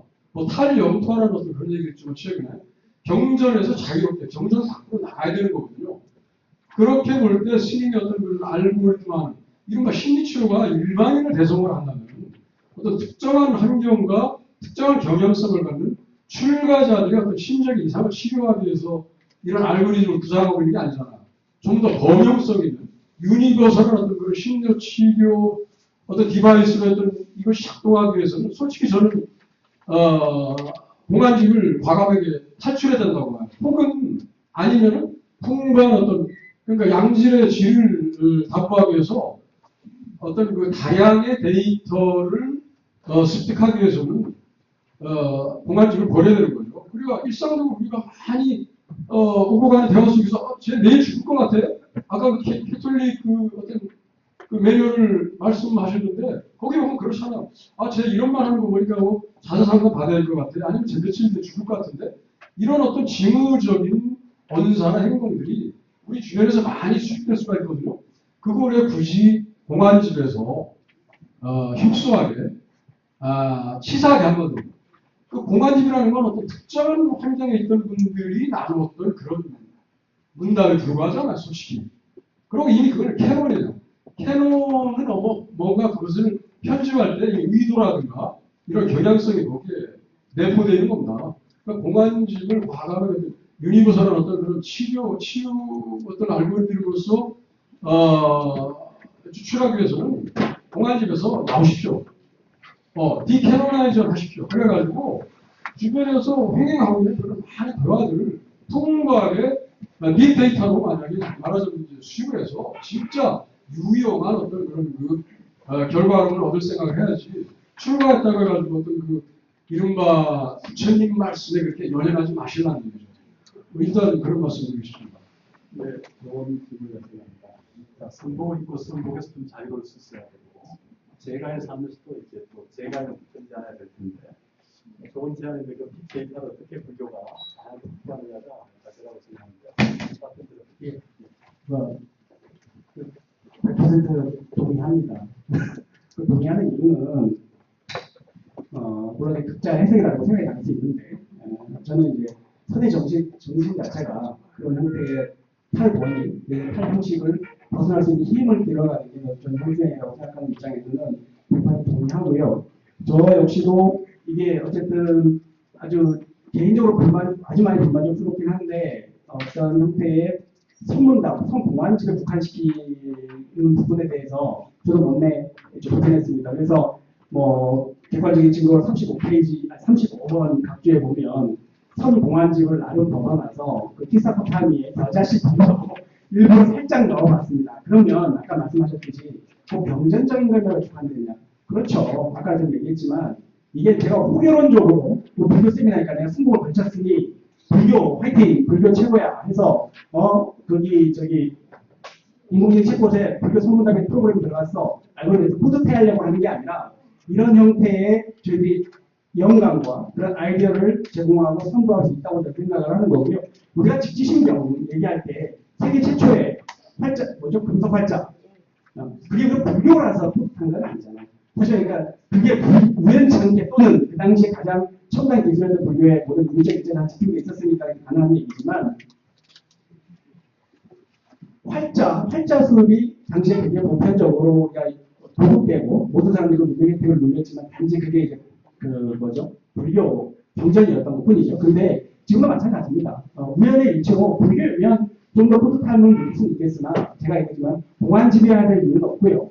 또 경제는 너무나도 상관없습니다. 그러나 제가 볼 때는 말 그대로 이 수복입은 입장에서 제일 먼저 보이는 게 공안 지배고 그리고 성문답의 특징만 보더라도 제가 볼 때 깜짝 놀랄 만한 이런 데에 여러 가지 패턴들이라든지 그런 이제 내용들이 있어서 이제 이용하게 되는 거고요. 그리고 기본적으로 시중에 떠도는 이야기들을 얘기할 거면 제가 왜 여기 앉아 있겠습니까? 나름 학문적 근거와 나름 전통을 갖고서 와서 있어야 되는 부분이 있기 때문에 최대한 공안집으로 비켜봤고요.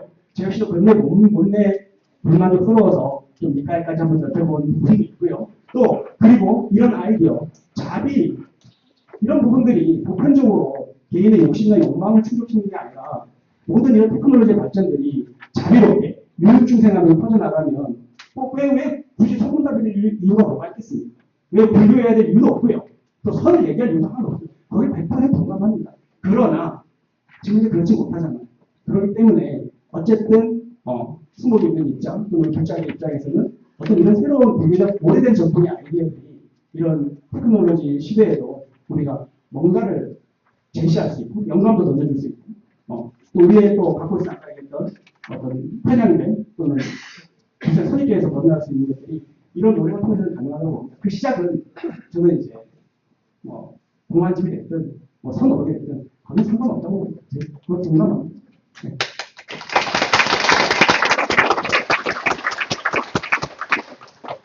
박용길 선생님 질문은 우리 사회 불교의 영토가 굉장히 어떤 인간의 좀 좁아진 상황에서 탈영토화 되어 있었는데 이 탈영토를 다시 재영토화해야 되긴 할 텐데 전통 문법만 가지고는 좀 곤란하지 않느냐. 빅데이터를 확보해야 되는데 불교 학자나 시민들은 여전히 그 한국이라고 하는 전통 문법이나 모르는 게 아니냐라고 좀 지적이라 생각합니다. 그러나 이제 뒤집어 보게 되면 결국 그런 문법 없이 다시 문법을 들어가 이 상당히 어렵죠. 결국은 문법을 가지고 하지 말고 문법을 벗어나서 다시 재문법해야 될 텐데 이걸 어떻게 해야 되냐 이제 공부의 과정이라고 생각합니다. 간단한 문제가 아니고 훨씬 되는 거 아니죠. 그러니까 시정에 이렇게 보다가는 이런 정보들을 모아가지고 그게 불교가 이렇게 얘기하기는 좀 어렵고 우리의 문법을 가지고 시정에 떠돌아가는 데이터를 모아서 다시 대수를 해줘야 된다. 그런 위해서 우리가 함께 해야 되는 것 같고요. 좀 시간이 필요하지 않나라는 생각이 듭니다. 자, 우선 질문 좀 더 받겠습니다. 질문 없으세요? 여기 오늘 세미나에 오시면 바깥 걸어오시면 안 계세요? 네, 바깥 가는 것 같습니다. 자유롭게 없습니까? 예, 우리 소리도 좀 마시고 삐져서 좀 마시죠. 흐름을 하기 때문에.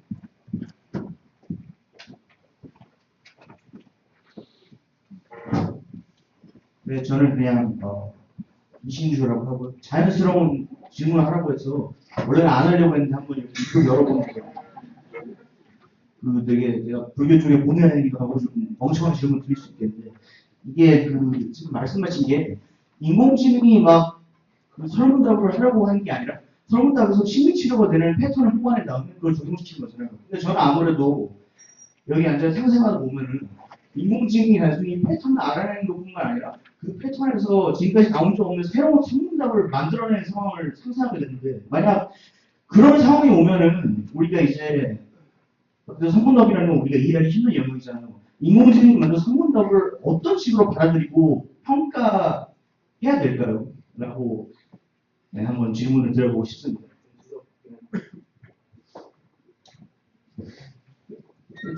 마지막에 뭐라고 했죠? 그러니까 만약에 인공지능이 새로운 설문답을 뽑아낸다면은 우리는 뭐 어쨌든 그걸 그냥 어디에 가만히 묵혀둘 수는 없잖아요. 어떤 기준이 있을 것이고 평가를 해야 될 텐데 그걸 어떤 식으로 진행해야 될지 좀 궁금해져서 여쭤봤습니다. 아까 전에 나왔던 질문하고 대동소이한 답변을 할 수 있을 것 같은데 상관없습니다. 제가 볼 때는요. 무슨 얘기냐면 아까 프렌즈 10으로 시즌 10으로 끝난 거는 12일 프렌즈를 만들어내듯이 우리가 인공지능한테 선문답을 데이터를 입력시켰더니 지금 기존의 역사적인 나와 있는 공안집이나 선문답보다 더 드라마틱한 그 선문답들을 만들어내더라 인공지능이. 좋죠.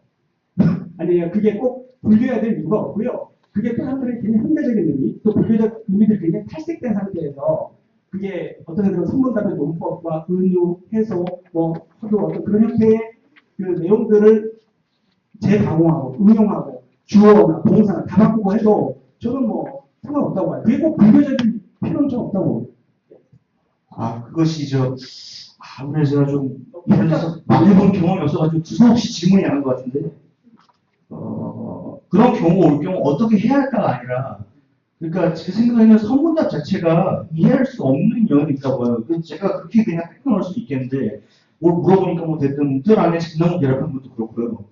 그래서 인공지능이 만든 선문답을 평가할 수 있는 기준이라던가, 그런 게 있을까 싶어서 질문을 드린 거거든요. 어떻게 해야 할까가 아니라. 글쎄요. 그런 무슨 데이터라고 하는 부분을 예를 들어서 이제 아까 얘기가 나온 것처럼 우리가 지금 흘러다니는 얘기들이다 하더라도 흘러다니는 얘기가 좀 공유되는 집성이 만들어져야 될 텐데 그런 예를 들어 드라마 집성이나 그다음에 예를 들어 영화 집성이나 또는 문학 작품, 동서 고전의 집성이나 이렇게 적어도 어느 정도로 이렇게 공유되는 지평이 좀 있어야 그게 될 텐데 예를 들어서 세계문학 전집, 주가자판 예를 들어서 미국 드라마, 한국 드라마, 한국 영화 이렇게 있잖아요. 그런 범주를 하나의 데이터를 가지고 그걸 이제 불교 입장에서, 선 입장에서, 선사 입장에서 이제 하나의 선적으로 풀어나가는 방법이 있을 수 있는데 그냥 시대를 보고 다니는 이렇게 평범한 얘기를 가지고 하나의 불교적 문법을 적용하기는 상당히 쉽지는 않고 왜냐하면 집성 자체가 안 되는 데이터이기 때문에 상황사에 따라 계속 사람 만나 얘기를 해야 되지 그걸 공유해서 얘기하기 힘들고요. 그런데 그렇게라도 시도하면 때가 되고 시간이 되고 데이터가 집중만 된다면 충분한 새로운 데이터로 얘기가 될 수 있겠죠. 근데 그게 안 되는 상황에서는 굉장히 어려울 것 같고 일단 최소한의 그런 우리가 비행기를 타면 한국 영화, 중국 영화 분류가 있잖아요. 그런 것처럼 드라마들 이렇게 좀 기본 공유되는 범주 속에서 빅데이터를 만들어져야지 그냥 개인사회에서 이렇게 공유가 될 수 없잖아요. 구독이 되거나 집성이 되거나 개인사 데이터가 되니까 그걸 위에서 지금 선택 해석이나 이렇게 되는 거고 그런 거로 이제 그걸 인공지능에 집어넣어 가지고 이렇게 다시 얘기할 수 있는 부분이 생기는데 그 부분 좀 저도 별반 다르지 않은 답변이 될 것 같아요. 앉으셔야 됩니다. 그리고 네, 감사합니다. 그게 쉽지는 않죠. 그러니까 물론 이제 얼마나 이제 인공지능을 더 이제 진화시킬 건가, 또 새로운 딥러닝을 넘어서는 또 새로운 기법이 개발될 것인가가 이제 중요한 문제가 될 것 같고, 아까 얘기 한개 부분에서 딱 일일이 다 설명을 못 드렸지만, 여전히 지금도 인공지능이가 대단하다 정도로 얘기하고 오류 없이 한다. 아닙니다. 지금도 굉장히 오류는 많고요. 저도 지금 깜짝 놀랐던 마지막이니까 좀 하나 지금 노평자님께서 굳이 안 읽어주셨는데 은유 기법 알고리즘 중에서 황백의 벽돌이 아니라 회양의 벽돌입니다. 그래서 저는 이걸 보면서 깜짝 놀랐습니다. 제가 지금 나름 가나선 이해를 하려고 가르치고 있는데 내가 왜 이런 실수를 했을까 고민이 아니라 느껴보니까 제가 이제 1년 동안 하면서 인공지능 지금 AI 이런 실수를 한답니다. 지금 저 밖에 내리고 있는 하얀 눈의 색깔이 뭐지? 그러면 인공지능이 하얀색. 그러면 소가 내는 우유의 색은 뭐지? 하얀색. 하얀색 대답하다 보면 어느 소의 색깔은 뭐지? 그러면 인공지능이 하얀색 이렇게 대답한답니다.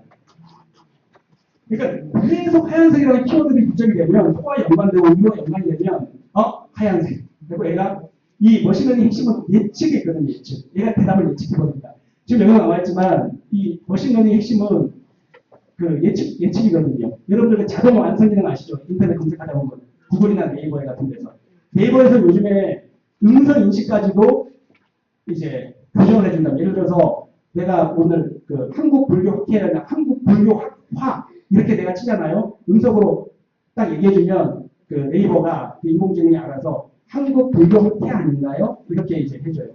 그러면 맞아요. 그러면 여기서 검색해 주는 거죠.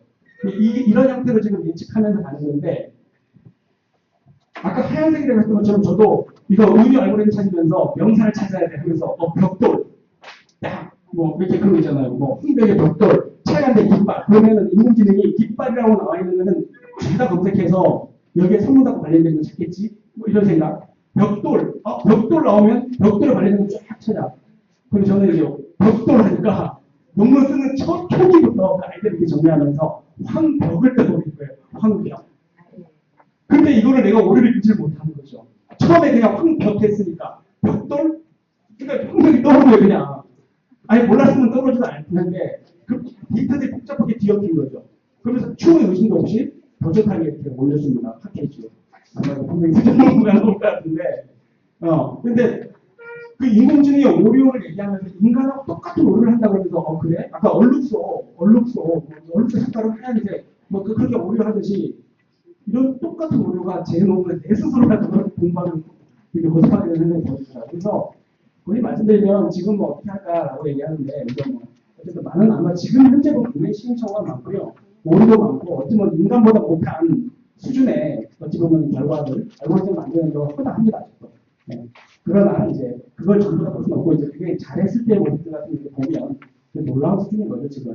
그래서 페이스북 이식 기술 같은 경우에도 앞으로도 한 수십 년 걸려야 될 거라고 생각했거든요. 그 놀랍게도 이거는 너무나 혁명적으로 대학적으로 갔잖아요. 그래갖고 아마 이제 이게 우요, 왓슨 예를 들어 지금 왓슨 알파고 말씀드렸는데 왓슨이 지금 뭐 하고 있는지 아십니까? 그 퀴즈왕 왓슨 알파고는 앞으로 어떻게 발전할지 모르겠고요. 이미 왓슨이 지금 이미 의사로서 활동하고 있습니다. 그 퀴즈만 맞췄던 왓슨이 이미 인간들 의사보다도 더욱더 정교하게 또 정확하게 진단을 하고 지금 이렇게 하고 있어요. 의료 현장에서.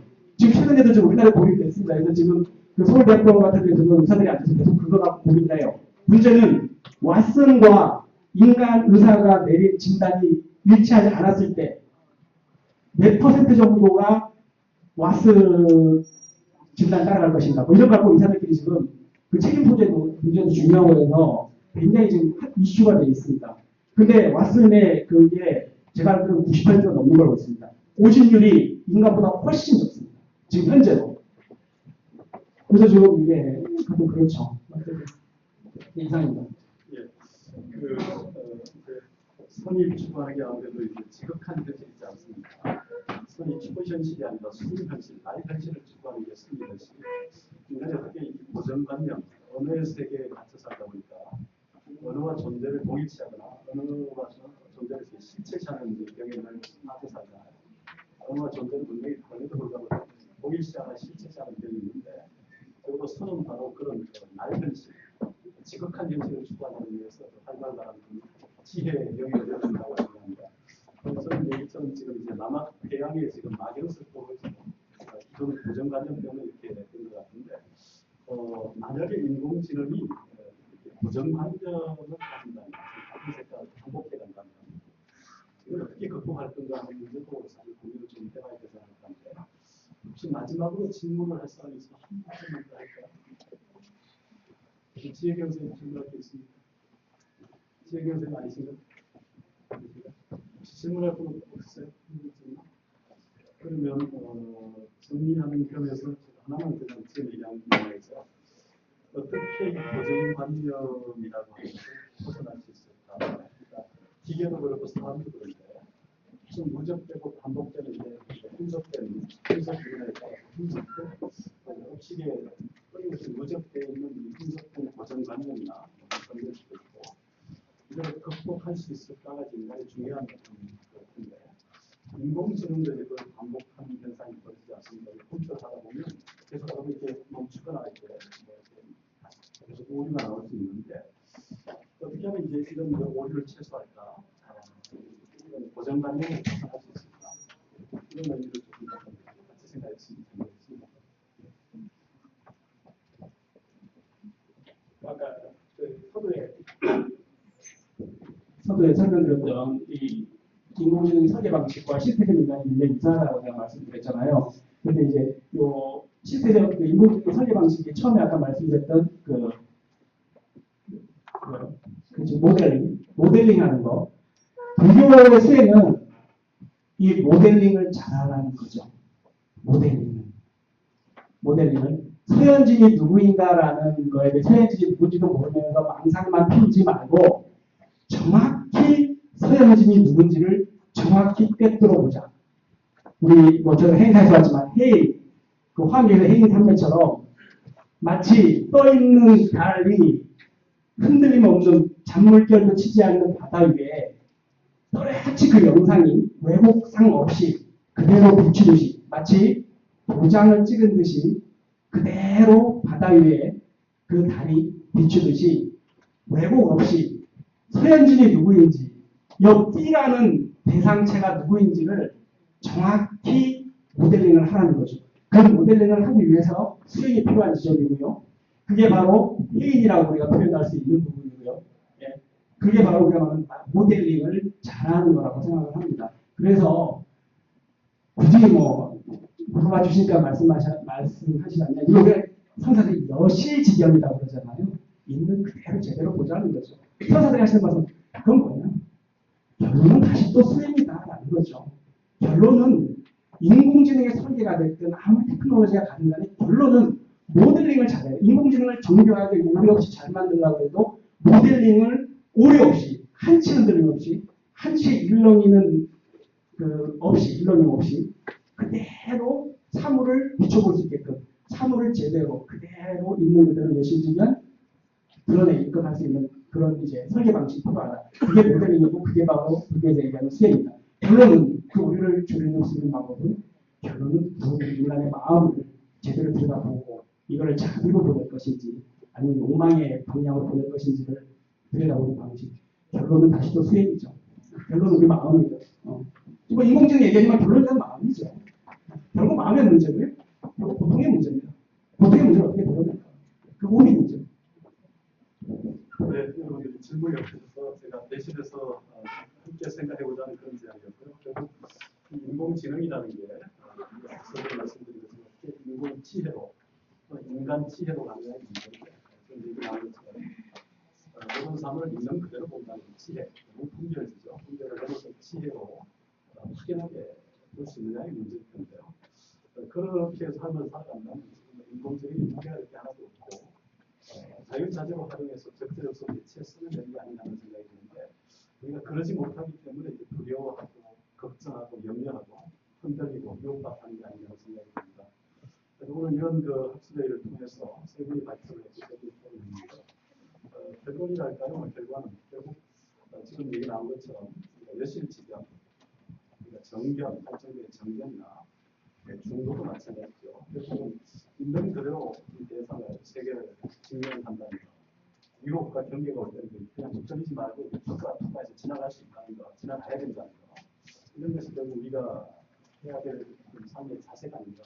그렇게 살다 보면 묻혀리지 않고 사는 자유로운 삶, 영원한 자유의 삶도 반복해서 그렇게 살아간다면 할 수 있지 않을까. 그래서 그게 바로 불제자들이 부처의 삶을 배우고 또 모방하면서 살아가는 건강한 삶이 아닐까, 행복한 삶이 아닐까 하는 생각을 하면서 세 번째 발표 섹션을 마치겠습니다. 네, 감사합니다.